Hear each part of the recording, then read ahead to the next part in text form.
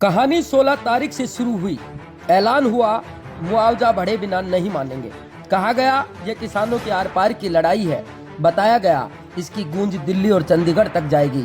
मंच सजा, बैनर लगे, तस्वीरें आई और नारे लगे।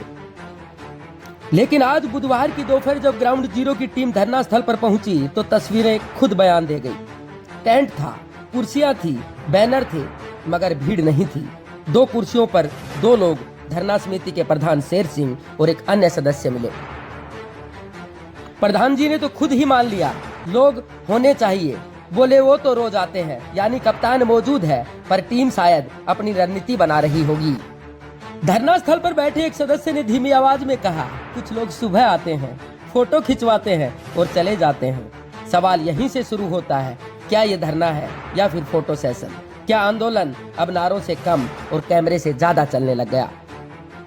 सबसे हैरानी की बात उस समय सामने आई जो चेहरे पिछले दिनों कैमरे के सामने सबसे ज्यादा दिखाई देते थे, जो हर फ्रेम में मौजूद होते थे, जो हर बयान की अग्रिम पंक्ति में थे। आज वे और उनके सहयोगी दूर दूर तक दिखाई नहीं दिए। जिनके बारे में चर्चा थी कि किसी बड़े राजनेता का उनके पीछे हाथ है, आज कोई भी टेंट में नजर नहीं आया।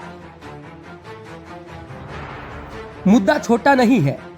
लॉजिस्टिक हब के लिए अधिकृत जमीन का मुआवजा बसीरपुर घाटा से तलोट के किसान कह रहे हैं कि उन्हें बाजार के दर के अनुरूप भुगतान नहीं किया गया। उनका आरोप है कि प्रक्रिया की पारदर्शिता नहीं रही। प्रशासन का जवाब साफ था, अतिरिक्त वृद्धि संभव नहीं है। पर जमीनी तस्वीर एक और कहानी कह गई। आंदोलन की ताकत सिर्फ बयान से नहीं, मौजूदगी से मापी जाती है। और जब दोपहर के पीक टाइम में धरने पर सिर्फ 2 लोग ही रहे तो कहीं ना कहीं बड़ा सवाल खड़ा हो गया। हालांकि भीड़ ना होने के पीछे का भी एक सार्थक कारण बताया गया। किसानों का कहना था कि गांव में शादी और विवाह का सीजन चल रहा है, लगन आ रहे हैं, लोग पारिवारिक कार्यक्रम और कामकाज में व्यस्त हैं। उनका दावा है कि मांगे वास्तविक और आंदोलन खत्म नहीं हुआ है।